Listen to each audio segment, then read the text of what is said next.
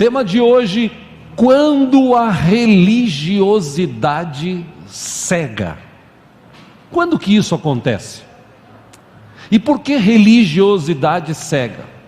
Temos que tomar cuidado, porque a religiosidade de muitas pessoas tem as levado ao legalismo, aos julgamentos precoces, acusações. A religiosidade das pessoas hoje tem, em vez de trazer pessoas para perto, afastado pessoas de perto e também de Deus.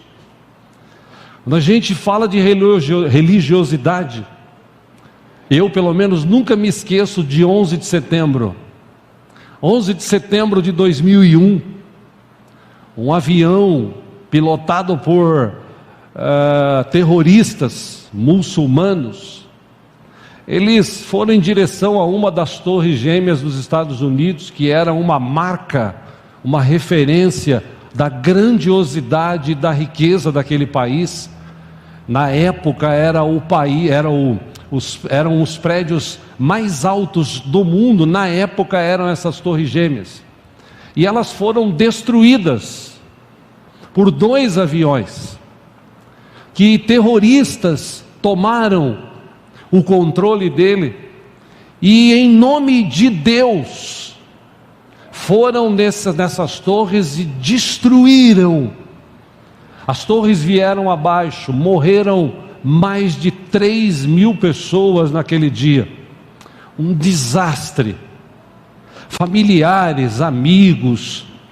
Se você assistir hoje alguns documentários, filmes que foram feitos para relatar o que aconteceu naquela época, mostram a monstruosidade daquelas pessoas que se diziam religiosas, e por causa da sua religião ou religiosidade, elas fizeram o que fizeram. O mundo ficou indignado. Providências foram tomadas depois desse atentado. Os aviões hoje são mais seguros. Nos Estados Unidos mesmo, a maioria dos aviões, dos voos, na verdade, eles têm sempre um agente federal disfarçado para conter qualquer tipo de atentados dentro dos aviões. Os pilotos, eles ficam lacrados dentro da cabine, eles não abrem mais nem para as aeromoças, até para evitar outro tipo de atentado. Os americanos na época foram chamados, os cristãos, até então. Os Estados Unidos ainda é considerado, desde aquela época, o país mais cristão do mundo. Então os muçulmanos, em nome da sua religião, eles disseram: esses cristãos americanos, eles têm que pagar, porque eles são infiéis, eles não são como nós, o tipo de roupa que eles usam, o tipo de fala, o tipo de pensamento é totalmente diferente do nosso, então nós não concordamos com isso, e em nome de Deus nós vamos destruí-los. E você sabe, quem lembra do que aconteceu? Tudo aquilo foi feito em nome da religião. Eu tenho a minha religião, e a minha religião me ensina isso, então eu vou fazer isso. Esse é um exemplo clássico da religiosidade que cega. Tem tanta gente hoje cega, nos dias atuais, religiosamente falando. Se você voltar na história, você vai encontrar grandes homens e mulheres, pregadores da palavra, evangelistas, homens e mulheres que deram a vida em prol do evangelho, ensinaram pessoas, falaram de Jesus, abdicaram da sua própria vida para servir a Deus. Um destes, em 1840 mais ou menos, um homem por nome John Rus, ele foi um pregador numa cidade que hoje, de alguns anos para cá, se tornou um pequeno estado e hoje está meio que anexado à República Tcheca, uma cidade chamada Boêmia, um pequeno estado chamado Boêmia. Esse homem, John Hus, ele pregou o evangelho naquela cidade, e na época, a igreja católica que dominava o local não permitia que se pregasse o evangelho vivo, como aconteceu com Martinho Lutero, séculos antes. E ao defender, através do evangelho, as escrituras, porque naquela época o que valia, em 1800 e pouco, o que valia era a palavra do Papa. O que o Papa falasse valia mais do que a Bíblia ensinava. E John Hus, ele começou a pregar a palavra e falar: não, a autoridade está no nome de Jesus e não na pessoa do Papa. Jesus pode perdoar, Jesus pode salvar, Jesus pode curar, Ele vai trazer uma nova vida para você. Entregue a sua vida, o seu caminho a Jesus e Ele fará tudo novo. Por causa disso, ele foi sentenciado à morte, ele foi queimado numa fogueira no meio desta cidade, para que todos vissem que quem mandava não era Jesus, era o Papa. Ou seja, nós talvez nunca cheguemos a matar uma pessoa por causa da nossa chamada religião. E vocês sabem, há anos que eu falo aqui nesta igreja, eu não gosto de religião, apesar da palavra religião traduzida significar religar. A religião verdadeira, ela religa o homem a Deus. Por que religa? Porque no passado Deus tinha um contato com o homem, Adão e Eva, eles pecaram, se afastaram, Jesus veio, abriu um novo e vivo caminho, como estudamos semana passada, e nós agora podemos ter acesso ao Pai, nós somos religados ao acesso ao Pai, através do sacrifício de Jesus. Por isso que eu não gosto de religião. Jesus não trouxe uma nova religião, Jesus trouxe um estilo de vida, Jesus trouxe o reino dos céus para a gente viver nessa terra. Mas talvez hoje, como eu disse, nós jamais mataríamos alguém por nossa religião, mas provavelmente a gente era capaz de prejudicar e ferir pessoas por causa da nossa chamada religião. Quantas pessoas no passado, eu falei isso essa semana, almoçando com dois pastores amigos. Eu disse, na minha época de jovem, e vocês sabem, não faz muito tempo, né? Quando eu era jovem, né? Desde os primórdios dos dinossauros, eu estou dentro da igreja, né? Meu pai era pastor, você sabe, com 2 anos, 3 anos já estava na igreja, estou até hoje. E eu vi muita coisa boa acontecer na igreja daquela época, mas também vi muita coisa ruim. E a religiosidade, o legalismo de alguns pastores da época levavam a gente a entender a Bíblia, a entender Deus como aquele Deus castigador, aquele Deus que mata. Se você pecar, Deus já tem um raio na mão preparado para mandar direto na tua cabeça, e você vai morrer, você vai para o inferno, e além do inferno você vai chegar nos quintos dos infernos, porque Deus vai te mandar para... Era isso que a gente ouvia. E eu dizia para esses amigos, eu vi um casal lá na nossa igreja, em Osasco, a igreja que pertencíamos, né? Casal, noivos, de repente pecaram, e o pastor da época os levou na frente da igreja e os fez passar vergonha, apresentando o pecado deles para o povo. Aí todo mundo, uau, então vocês vão ser excluídos da igreja porque vocês pecaram. E o pior não foi isso, o pior é que lá na frente os próprios filhos deles fizeram isso, e ele passou panos quentes. Porque quando a religiosidade, o legalismo toma conta do nosso coração, a gente sempre vai partir para o nosso lado. Nós sempre vamos querer ser melhor do que os outros. E a Bíblia, o Evangelho, ensina justamente ao contrário. A gente viu semana passada, a Bíblia ensina o seguinte: considere os outros melhor do que você mesmo. Mas a religiosidade, ela leva as pessoas a viver isso. E por causa disso nós estamos vivendo o que nós estamos vivendo no mundo hoje. As pessoas não querem saber de igreja, não querem saber de Deus, de Jesus. Por quê? Porque ele olha para a televisão, ele vê o cara pedindo dinheiro, ele vê aquelas loucuras que estão sendo feitas. Hoje as igrejas, o pastor chega voando, o pastor chega, tem tapete vermelho, chega, é aquele negócio: eu tenho uma palavra profética para você, meu irmão. Todo mundo: uau, cadê? Deus está te dando uma chave. Da onde? Não sei, mas está te dando. E o povo gosta disso. O povo gosta disso, infelizmente. E quando a gente vê essa religiosidade tomando conta das igrejas, você vê os crentes de hoje fracos. Não ora, não jejua, não conhece nada de Bíblia. E infelizmente nós estamos vivendo isso hoje.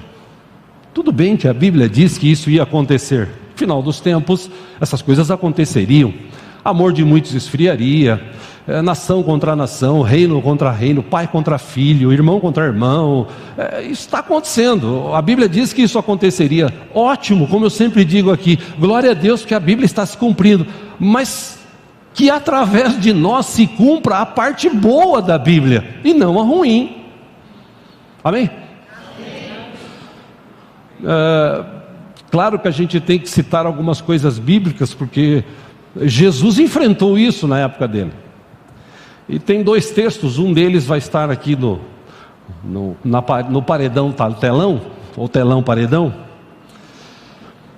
No capítulo 3 de Marcos, versículo 1, o texto diz assim: noutra ocasião, ele, Jesus, entrou na sinagoga, um tipo de igreja da época, e estava ali um homem com uma das mãos atrofiada.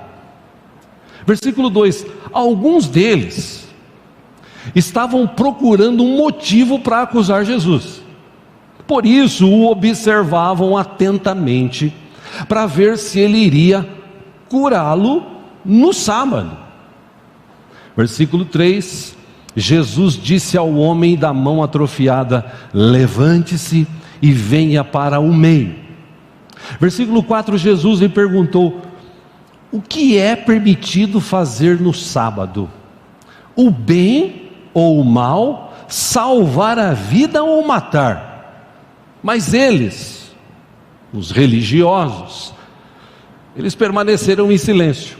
Versículo 5, olha o que o texto, a tradução da NVI diz: e irado, olhou para os que estavam à sua volta e profundamente entristecido por causa do coração endurecido deles, Jesus disse ao homem: estende a tua mão. E ele a estendeu e ela foi restaurada. Você vê, sem a gente ver, a gente já falou glória a Deus. Imagina a gente vendo isso. Complemento do texto diz assim: então os fariseus saíram e começaram a conspirar com os herodianos contra Jesus sobre como poderiam matá-lo. Neste texto aqui, o sábado era uma discussão da época. Até hoje se discute o sábado, porque Deus fez o mundo em 6 dias e no 7º dia ele descansou. Então nós temos que pegar o sábado, que foi o dia do descanso, e descansar. Aí vem os religiosos, ou a religiosidade dessa época, o legalismo, né? Eu já contei aqui, eu tive uma empresa, muitos anos atrás, tinha uma sócia que pertencia a uma dessas igrejas que guardava os sábados. E certa vez surgiu um trabalho para nós no sábado, um trabalho especial, diferente, íamos ganhar um bom dinheiro. E ela disse: ô Diego, é o seguinte, sábado a gente pode fechar lá aquele negócio e tal, e contratar aí, ver com os funcionários quem pode vir, vamos pagar hora extra e tal. Só que é o seguinte, eu não vou vir no sábado. Ah, não vai vir? Não vou vir porque a minha religião não permite. Eu falei para ela, é. Pô, então você está enganada em relação a isso. Por quê? Espera um pouquinho. Eu peguei a Bíblia no carro, eu abri o texto e mostrei para ela assim, o que está ensinado aqui sobre o sábado é o seguinte, você não pode trabalhar, os seus familiares, os seus empregados e os seus animais inclusive, todo mundo tem que descansar hoje. Então se você for levar ao pé da letra isso, nós não vamos poder abrir sábado, porque eles também são seus funcionários e a empresa também é sua. Você está errando, você está se guardando, mas você não está obedecendo o texto. Por isso que a Bíblia diz que se você quiser cumprir toda a lei, que são mais de 360 e poucas leis, se você quiser cumprir todas, você tem que cumprir todas, porque se você errar em uma, você se lascou em todas. Nossa, mas é porque vocês não lêem Bíblia, vocês precisam ler a Bíblia. Jesus chega nessa igreja, nessa sinagoga, justamente no sábado, que era o dia de descanso, que era o dia dos religiosos ir para a igreja, de louvarem a Deus, tudo certo até aí. Só que ele chega lá e encontra gente que o observava, segundo o texto, atentamente. Sabe aquelas pessoas que vão para a igreja, não para cultuar a Deus, para adorar a Deus, para glorificar o seu nome, para cantar de todo o coração, na hora de orar pelos enfermos ele ora, ele vibra, na hora da palavra ele come a palavra, coloca dentro do coração e sai dali abençoado para viver uma nova vida. Não, aquelas pessoas que vão para a igreja para ficar olhando, e o texto diz que eles ficavam olhando atentamente Jesus. Quero ver o que esse cara vai ensinar hoje, eu quero só ver o que ele vai fazer. E Jesus é tão bom, né? E quando ele chega lá, os caras observando ele não estava nem aí. Ele vê aquele homem de mão atrofiada, ele fala assim, escuta, vem cá para o meio. Porque naquela época pessoas enfermas, pessoas com algum defeito físico e tal, mesmo sendo judeu, eles eram escanteados, assim, deixados nos cantos. Ao contrário do que eles faziam, da religião deles fazia, Jesus trouxe ele para o meio. Aí Jesus pergunta para aqueles caras que estavam observando, fala, escuta, me responde, é sábado hoje, beleza? Então, porque é sábado eu não posso fazer o bem ou o mal? Você não faz bem e mal de sábado? Eu não posso curar de sábado? Me explica isso. E eles ficaram calados, porque eles estavam observando, eles queriam achar um jeito de pegar Jesus. O texto diz que Jesus ficou irado, e Jesus chamou aquele homem e falou assim, estica a tua mão, estende a tua mão. E nesse ato, aquela mão mirrada que ele estendeu, ele foi curado instantaneamente pela misericórdia de Deus, pela graça de Deus expressa em Jesus. Como eu disse, em vez de todo mundo, uau, glória a Deus! Não, aqueles caras ficaram observando, olham um para o outro, vão lá fora. Então, né? Como é que a gente vai dar um jeito de matar esse cara? Porque o que ele está falando vai destruir a nossa religião, vai acabar com a nossa religião. E vocês sabem, isso está na Bíblia, tá, irmãos? Teve um momento que eles tramaram matar Jesus, porque eles disseram, isso aí vai atrapalhar a nossa fonte de renda, porque eles recebiam valores de Roma, eles tinham um controle em cima daquele povo, e Jesus veio justamente quebrar esse paradigma, quebrar essa situação. Ele veio exatamente para mudar isso, para mostrar para aquelas pessoas que elas não eram mais escravas da religião, ao contrário, se Deus as tinha encontrado, se Deus estava com ela, porque Deus as amava, e amava tanto, que trouxe o seu próprio filho, para que ele pudesse morrer na cruz do Calvário, e através do seu sacrifício elas pudessem ter vida, e vida com abundância. Foi isso que Jesus ensinou. Mas, como era sábado, como aqueles homens estavam querendo pegar Jesus de alguma forma. É interessante que essa expressão observar atentamente, traduzindo do grego, né, que foi traduzida a Bíblia para o português, esse verbo observar atentamente, inclusive, segundo a tradução, é algo assim muito cuidadoso, é aquele olhar assim com muita atenção. Sabe quando você quer pegar, achar pelo em ovo, vou usar a expressão que a gente conhece, é mais ou menos isso. E eles observavam, e Jesus, como eu disse, não estava nem aí. Quanto mais Jesus pudesse bater nessa questão, Jesus batia. Aqueles religiosos, eles esqueceram que esse homem que estava ali falando era um homem prometido por Deus, era o famoso Messias, que eles aguardavam. Só que na religião deles, na religiosidade deles, eles aguardavam Jesus na mente deles. Eu imagino, né? Eu vou falar aqui o que eu estou imaginando. Eles imaginavam que Jesus, o mesmo redemoinho que levou, aquela carruagem de fogo que chegou, aí o redemoinho levou Elias para o céu. Eu acho que eles imaginavam que Jesus ia descer da mesma forma. E quando Jesus descesse, uau, chegou o nosso rei, agora os romanos vão ver, vão pagar o pecado, nós vamos acabar com a raça deles, porque agora nós temos um rei, que Deus mandou para destruir, eles vão ver, porque Deus... Aí vem Jesus, um homem simples, pregando o amor, pregando salvação, dizendo para todo mundo: eu não vim para julgar, eu vim para salvar o que estava perdido.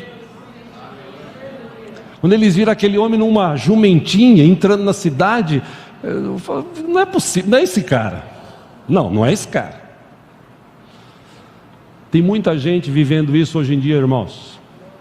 Tem muita gente hoje em dia que está vivendo esse legalismo, está vivendo essa questão religiosa, que a minha religião é melhor que a tua, porque a minha igreja é melhor que a tua, porque a minha tradução da Bíblia é mais próxima do original do que a tua. Eu me lembro uns anos atrás, um pastor que conheço, ele disse: eu não gosto da NVI. Ah, você não gosta? Não, eu vou te mostrar. Lá no livro de Romanos, capítulo 8, a tradução original diz o seguinte: isso em relação àqueles que estão em Cristo Jesus, que não andam mais segundo a carne, mas segundo o Espírito. Essa parte segundo a carne e Espírito não tem na NVI. Então por isso que eu não gosto, está errado. Aí eu peguei a NVI e falei assim: dá uma olhadinha aqui. Está vendo aqui que tem um azinho aqui? Então, vamos para o final, o rodapé. Aí no rodapé está escrito: algumas traduções não contêm essa expressão, que não andam segundo a carne, mas segundo o Espírito. Aí ele falou: não, mas isso aí é um mínimo. Porque, sabe aquele cara religioso? Tão religioso que é, e um cara muito inteligente, mas tão religioso que ele mudou de religião. Eu ouvi falar, inclusive, através de um amigo, que era de uma igreja, ali para os lados da Inajar de Souza, e o pastor, uma bênção, mas chegou uma hora que ele ficou religioso. Chegou uma hora que ele começou a ensinar coisa que não estava na Bíblia, que confrontava com o que é a Bíblia. E esses irmãos da igreja, não eram muitos, começaram a ler a Bíblia. E falou: pô, pastor, me perdoa, mas o senhor está falando um negócio. Não, irmão, é assim e tal. Aí esse irmão, novo convertido, inclusive, tínhamos uma amizade. Ele falou: posso te fazer uma pergunta? Eu falei: pode. Geralmente quando alguém de outra igreja quer fazer pergunta, eu falo: fala para o teu pastor, né? Eu não sou teu pastor, não vou entrar em conflito. Não, mas eu queria que você me ajudasse. Tá bom, olha, falou isso. Falei: cara, não está escrito isso na Bíblia. Moral da história, para tristeza nossa, esse pastor fechou a igreja e abriu um centro espírita.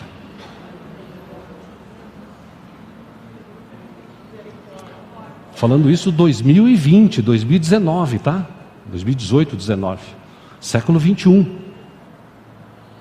Porque quando a religiosidade entra no coração, a cabeça muda.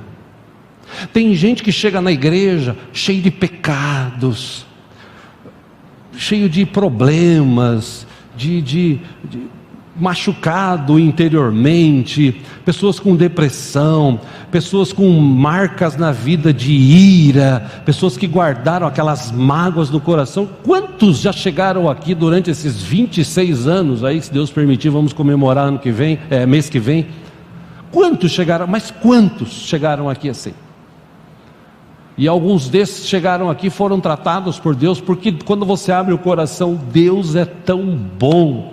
Nós cantamos isso aqui hoje, mas tão bom que Deus cura, Deus liberta, Deus salva, perdoa os pecados, escreve o nome no livro da vida e anda com a gente todo dia. Mas tem gente que, apesar disso tudo, ele começa a participar da igreja, ele começa a ficar religioso, ele já começa a se achar melhor que o outro, ele já começa a achar que o outro é pecador, que a outra é assim, que o outro é assado. Não, porque aquele outro, não, olha, eu não sou assim, mas aquela ali, meu Deus, uma sirigaita, né? Aquele ali é linguarudo, né? Eu não, lembra daquele papo de Jesus falando dos dois que foram orar? E Jesus pegava pesado, porque Jesus sempre citava os samaritanos, porque judeu de Jerusalém, judeu de Samaria, os bichos não se davam, se bicavam. Segundo o texto, eles nem comiam, nós vamos ver daqui a pouco isso, eles nem comiam no mesmo prato, usavam o mesmo talher, o mesmo copo, porque eles tinham uma briga entre eles. Aí Jesus vem e fala assim: olha, 2 homens foram orar, um deles chegou diante de Deus e falou: Deus, eu me amo. Eu me amo porque eu sou dizimista, eu cumpro os mandamentos, eu estou sempre na tua presença, eu não sou que nem esse aqui. Aí Jesus fala, e o outro samaritano, cabeça baixa, ele fala: Deus, tem misericórdia de mim, porque eu sou pecador. Aí Jesus pergunta para eles: escuta, qual dos dois foi embora para casa justificado? Aí, para não falar o nome samaritano, expressão bíblica, né, você vê como é que eles tinham uma rixa. Ele fala assim: suponho que aquele que se humilhou. Jesus fala: pois é, então vá e faça o mesmo. Porque a religiosidade começa a criar essas coisas. Irmãos, eu já falei aqui, não somos melhor do que ninguém, nós estamos todos no mesmo barco. É aquela história da arca que eu já falei, nós estamos na arca, indo para o céu. E arca, imagina aquela arca de Noé, quantos animais tinha ali dentro? Quantos animais estavam lá dentro? Quantos? Imagina, um casalzinho de cada um. Você acha que eles ficaram ali todo o tempo que ficou o dilúvio, sem fazer necessidade, sem ter uma briga um com o outro? Você acha que eles ficaram tudo bonitinho ali? Ai, que bom, Deus ajudou a gente. Você acha que foi assim? Você acha que Noé e sua família não tiveram que limpar parte daquela sujeira que eles faziam, conviver com aquele cheiro maravilhoso? Imagina, irmãos, igreja é que nem a arca. Nós estamos aqui. Tem gente que às vezes faz alguma coisa errada, tem gente que às vezes fica fraco, tem gente que às vezes fala bobagem, que julga, que se acha melhor, mas nós estamos tudo na mesma arca, nós vamos sempre no mesmo lugar. Nós não vai ter na igreja, ou lá no céu a igreja A, B, C, o povo mais rico, o povo mais pobre, não. Ao contrário, Jesus diz: eu vim para que tenham vida e vida com abundância. Quem? Rico, pobre, gordo, magro, feio, bonito que nem eu, enfim, não importa, importa é que você se coloque diante de Deus, reconheça os seus pecados, mude de vida e viva uma vida aqui para ser uma bênção, porque Deus quer que você seja uma bênção. Deus tem propósito para mim e para você, e quer que a gente seja uma bênção. Mas infelizmente as pessoas, elas não querem isso. Por isso que Isaías, na sua época, profeta Isaías, Acompanhe aqui no telão, 58, versículo 2. Deus falando com Isaías para o povo, ou através de Isaías para o povo. Isaías 58, 2. Deus falou assim: pois dia a dia me procuram, parecem desejosos de conhecer os meus caminhos. Pausa aqui, irmãos. Não adianta a gente querer se esconder de Deus. Por quê? Porque Deus vê tudo. Os olhos do Senhor estão em todos os lugares. A Bíblia diz isso. Então não adianta se esconder. Não adianta chegar na igreja com aquela... Ai, eu sou santo. Lá fora pinta e borda. Chega na igreja... oh Deus, tu és bom, Deus. Espera um pouquinho. Deus está vendo isso. E era mais ou menos assim que o povo chegava. Ou então chegava na igreja, religiosidade. Ainda bem que eu não sou que nem esses caras pecadores. Eu sou o cara que sirvo a Deus, eu leio a Bíblia, eu dou o dízimo. Mas esses irmãos da igreja eu vou te falar, viu? Mas eu não. Olha o que Deus falou para o povo da época de Isaías: dia a dia me procuram, parecem desejosos de conhecer os meus caminhos, como se fossem uma nação que faz o que é direito e que não abandonou os mandamentos do seu Deus. Pedem-me decisões justas e parecem desejosos de que Deus se aproxime deles. Versículo 3: por que jejuamos, dizem, e não ouviste? Por que nos humilhamos e não reparaste? Contudo, Deus falando, no dia do seu juízo, vocês fazem o que é do agrado de vocês e exploram os seus empregados. Versículo 4: seu jejum termina em discussão, rixa e em brigas com socos brutais. Já pensou o cara fazer um jejum, depois de jejum sair dando murro? É o que estava acontecendo.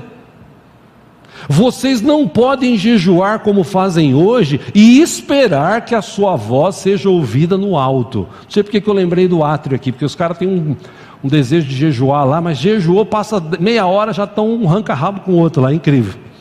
Versículo 5: será esse o jejum que escolhi? Que apenas um dia o homem se humilhe, incline a sua cabeça como junco e se deite sobre pano de saco e cinzas? É isso que vocês chamam jejum? Um dia aceitável ao Senhor? Deus fala, o jejum, versículo 6, o jejum que desejo não é este. O jejum que desejo não é este: soltar as correntes da injustiça, desatar as cordas do jugo, pôr em liberdade os oprimidos e romper todo o jugo. 7, não é partilhar sua comida com o faminto, abrigar o pobre desamparado, vestir o nu que você encontrou e não recusar ajuda ao próximo. Versículo 8, Deus fala, aí sim, a sua luz irromperá como alvorada, e prontamente surgirá a sua cura. A sua retidão irá adiante de você, e a glória do Senhor estará na sua retaguarda. Aí sim, você clamará ao Senhor e Ele responderá. Você gritará por socorro e Ele dirá, aqui estou. Se você eliminar do seu meio o jugo opressor, o dedo acusador e a falsidade do falar. Versículo 10, se com renúncia própria você beneficiar os famintos, satisfazer o anseio dos aflitos, então a sua luz despontará nas trevas e a sua noite será como o meio-dia. Versículo 11, o Senhor o guiará constantemente, satisfará os desejos ou os seus desejos numa terra ressequida pelo sol e fortalecerá os seus ossos. Você será como um jardim bem regado, como uma fonte cujas águas nunca faltam. Quer dizer, Deus falou para o povo, como Deus está falando hoje para nós. Que religião que é de vocês? Por que tem muito crente cego hoje? Porque ele vai para a igreja só para pedir. Eu preciso comprar aquele carro. Eu preciso comprar aquela casa. Eu preciso comprar aquele sapato, aquela sandália. Eu preciso comprar aquele celular. Eu preciso comprar aquele relógio. Você não precisa de nada, irmão. O problema é que hoje isso está na cabeça das pessoas. A igreja virou um balcão e as pessoas vão lá: Deus, tudo bem? Eu preciso, me dá. Como eu já falei aqui no passado, é o crente danoninho, né? Os mais velhos sabem do que eu vou falar, porque antigamente o danoninho era assim: me dá danoninho, me dá. Tinha uma canção, uma propaganda até. Alguém lembra, por favor? Obrigado, gente. Pensei que era só eu, velho, aqui. Os crentes de hoje são assim, vai para a igreja só para pedir, e pedir coisa.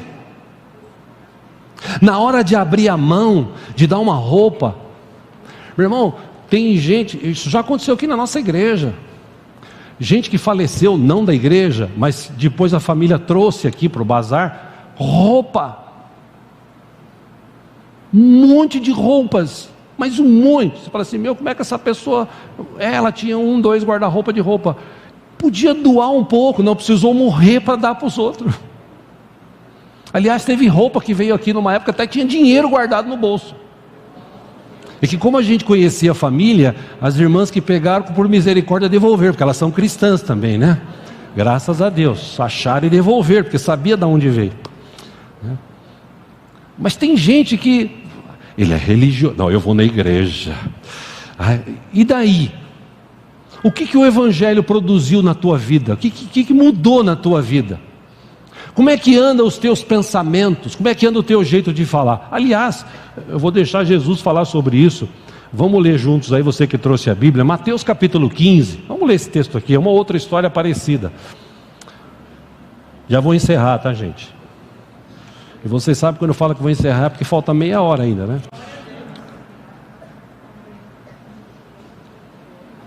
Brincadeira. Mateus capítulo 15.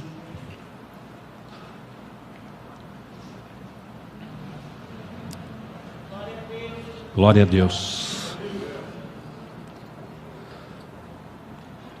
Vamos lá, versículo 1. O texto diz assim: então alguns fariseus e mestres da lei, vindos de Jerusalém, foram a Jesus e perguntaram: por que os seus discípulos transgridem a tradição dos líderes religiosos, pois não lavam as mãos antes de comer?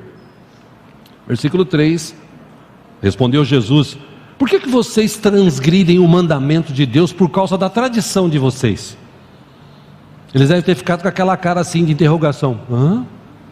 Aí Jesus fala: pois Deus disse: honra teu pai e tua mãe, e quem amaldiçoar seu pai ou sua mãe terá que ser executado, é a lei.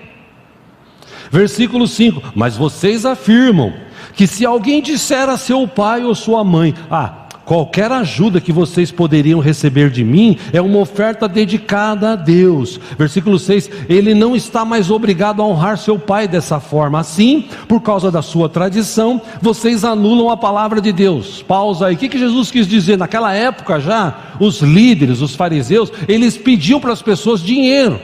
E a pessoa fala: não, eu vou ajudar a minha família. Não, eles que se virem, traz dinheiro para a sinagoga, para a igreja, vocês precisam ajudar aqui, vocês precisam fazer aqui. E não é isso que a Bíblia ensina. Versículo 7. Hipócritas, bem profetizou Isaías acerca de vocês, dizendo: 8, este povo me honra com os lábios, mas o seu coração está longe de mim. Versículo 9, em vão me adoram. Seus ensinamentos não passam de regras ensinadas por homens. Versículo 10, Jesus chamou para junto de si a multidão e disse: ouçam e entendam. Versículo 11, o que entra pela boca não torna o homem impuro, mas o que sai da sua boca, isto o torna impuro. Versículo 12, então os discípulos se aproximaram dele e perguntaram: sabes que os fariseus ficaram ofendidos Quando ouviram isso, 13, Jesus respondeu: toda planta que meu Pai Celestial não plantou será arrancada pelas raízes. Versículo 14, Jesus diz: deixem-nos, eles são guias cegos. Se um cego conduzir outro cego, ambos cairão num buraco. Versículo 15, então Pedro pediu-lhe: explica-nos a parábola. 16, Jesus disse: será que vocês ainda não conseguem entender? Perguntou Jesus. 17, não percebe que o que entra pela boca vai para o estômago e mais tarde é expelido? Versículo 18, mas as coisas que saem da boca vêm do coração, e são essas que tornam o homem impuro. Versículo 19, Jesus explica: pois do coração saem os maus pensamentos, os homicídios, os adultérios, as imoralidades sexuais, os roubos, os falsos testemunhos e as calúnias. Por último, 20, essas coisas tornam o homem impuro. Ponto. Mas o comer sem lavar as mãos não o torna impuro. Ponto. O que Jesus ensinou? Tradição, religiosidade. Esse é um fato claro de quando a religiosidade cega. Por quê? Porque a gente tem o hábito de lavar a mão antes de comer, e os seus discípulos não. Isso é feio, isso é errado. Eles têm que seguir, já que são seus discípulos, eles têm que seguir os ensinamentos dos nossos líderes. E Jesus fala: isso é coisa de homem. Isso é bobagem. Porque o que entra no homem, do jeito que entra, sai. Agora, o que sai do homem, isso sim. Porque naquela época tinha aquela discussão: come carne de porco, não como, qual que é o animal impuro, qual que não é. Meu pai tinha uma explicação para isso. Uma vez perguntaram para ele: pastor, o senhor come carne de porco? Ele falou: não, eu não como carne de porco. Ah, ainda bem. Ele falou: eu só como carne de porca. Meu pai falava, né? Justamente para deixar a pessoa com raiva, nervosa, para ela pensar. Porque eram coisas banais, mas eles levavam isso ao pé da letra. Você está enfermo, você está doente, você tem a mão ressequida, você é aleijado, fica nos cantos, que aqui na frente só sentam os bacanas. Outra coisa, se você tem lepra, nem apareça aqui, fica para fora da cidade. Outra coisa, o dinheiro que vocês tiverem, então, traz e joga aqui, porque seu pai e sua mãe se viram, as pessoas se viram. Mas escuta, a gente não vai ajudar as pessoas que têm necessidade. Não, estão passando necessidade, estão enfermos, estão doentes, porque pecaram. Lembra daquele cara que Jesus chegou perto dos discípulos? Qual era a tradição? Os discípulos perguntaram: Senhor, ele está assim porque o pai e a mãe pecou? Porque ele pecou? Porque tinha uma explicação religiosa para a época, para tudo.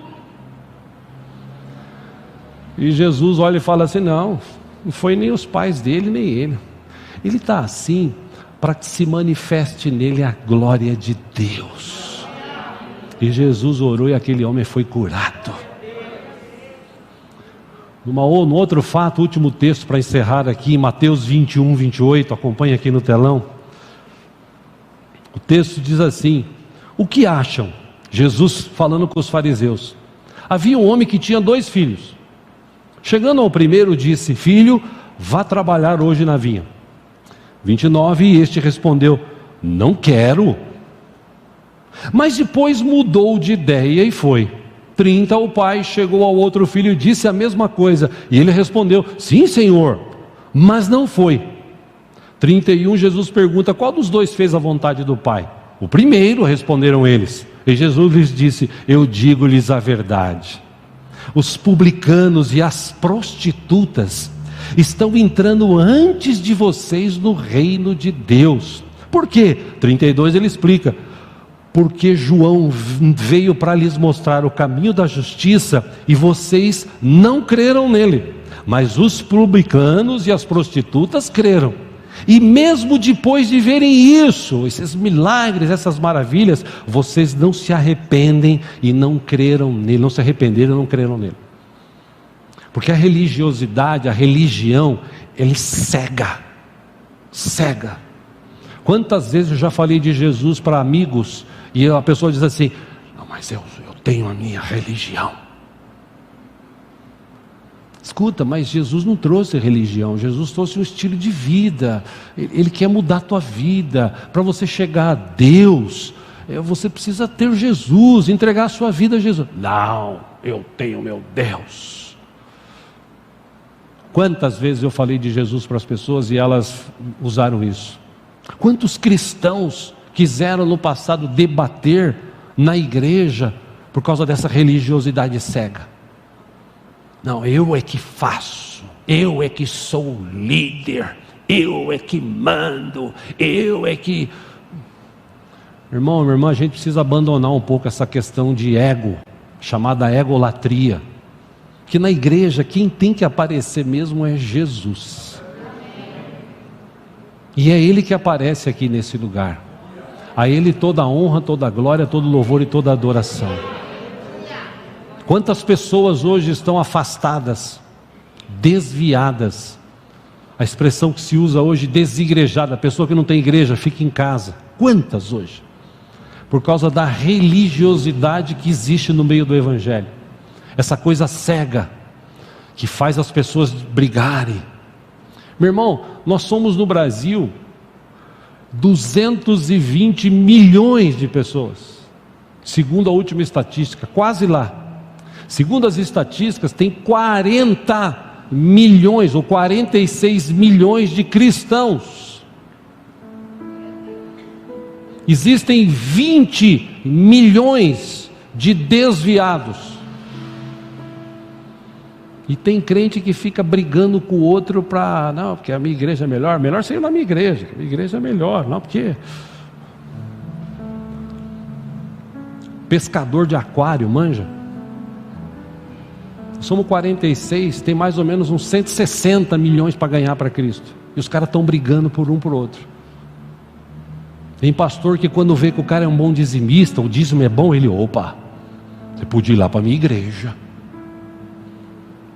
Não, irmão, não dependa do dízimo do outro, como nós fazemos aqui. Nós não fazemos isso, nós dependemos de Deus. Veio a pandemia, nós não ficamos devendo um centavo para ninguém. Ao contrário, nós somos além. Em vez de 20 cestas básicas, nós chegamos um mês a entregar 160. Por quê? Porque Deus é Deus deste lugar. É Ele quem manda aqui. Por isso, irmãos, vamos tomar cuidado com essa religiosidade cega, que deixa as pessoas brigando com as outras. Eu não me conformo de ver crente que não se olha um para o outro, que não conversa. Crente que às vezes se une lá naquele papo fofoca, né? Ou fofoca papo. Você sabe que toda igreja tem isso, né? Inclusive na nossa. E as pessoas ficam, não.